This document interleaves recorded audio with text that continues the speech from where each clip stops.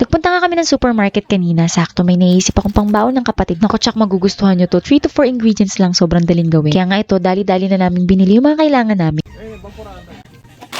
Sakto, mahilig ka ba sa pasta? Sobrang dali lang nitong gawin. Wala pang 15 minutes, may masarap na merienda ka na.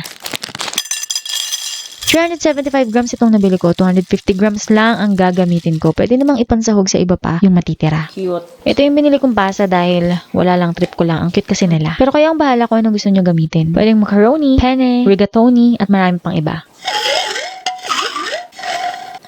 Second ingredient natin na evaporated milk. Hindi ko nga nabaon yung abrelata dito sa Bulacan, kaya naman kutsilyo muna ang pambubukas natin para paraan. Buti na lang nabaon ko itong aking induction cooker. Syempre, yung link nasa description box or sa comment section. Naku, tamang-tama kung tamad kang magluto para sa'yo to kasi mabilisan lang to at madali lang talaga tong gawin. Namili nga kami kanina ni Kelvin kung anong eva pang gagamitin na. Itong si Angel na lang yung pinili ko kasi 12% more daw. Uy, hindi po to sponsored, Angel. Baka naman. Pero kayong bahala kung anong favorite nyong brand. 410 ml kada isa, dalawang gagamitin ko. Kung sa tingin nyo, kapos yung evaporated milk nyo, pwede kayo magdagdag ng tubig pero mas okay kung evaporated milk lahat para mas milky and creamy yung kalalabasan.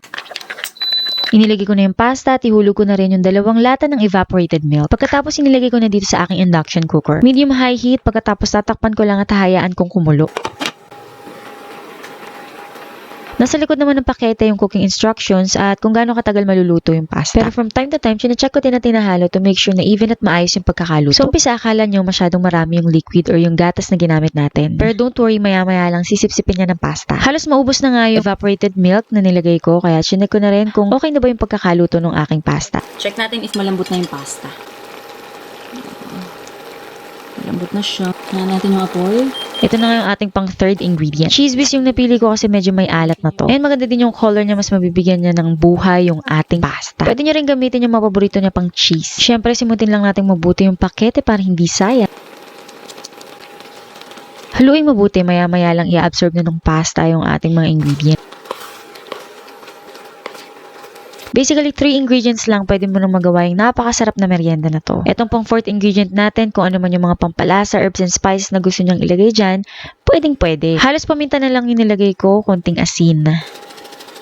Pero kayo, depende sa inyo kung gusto nyo maglagay ng Cajun, konting asukal, dried basil and oregano, pwedeng-pwede kayong maglagay. Chinek ko na nga at masarap na yung pagkakaluto ng ating pasta. Al dente na siya, kaya naman pinatay ko na yung apoy.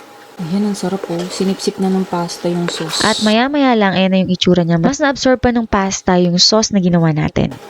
At syempre, ilalagay lang natin sa bowl and papagandahin for plating. Pagkatapos, titikman na natin para magkaalaman na. Habang pinapanood ko, tine-edit to guys. Naku, kung may budget lang din kayo, ang dami nyo pang pwedeng isahog. Pwede kayong maglagay ng ham, mushroom, bacon, pwede ding chicken. Pero kung classic na mac and cheese lang, pwede na. O, diba? Optional na yan. Naglagay na tayo ng garnish para more appetizing. Baka sabihin nyo pang 5 ingredients na bala kay dyan. O, diba guys, talaga naman itsura pa lang sobrang nakakatakam na. Excited na nga si Neria, nagpapatira na ibabaon niya daw bukas. Pwede yung ipang baon, ipang merienda, panghanda.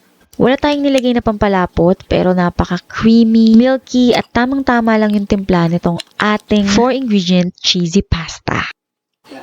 Pwede din natin tawaging mac and cheese. Hindi nga lang macaroni yung ginamit natin. Naku guys, subukan nyo na to and comment down below kumusta ang inyong experience dito sa ating ginawa ngayon. Ayun lang, ako nga pala ngayong kusinerang inhinyera, Jane Agustin Silvestre. See you in my next vlog.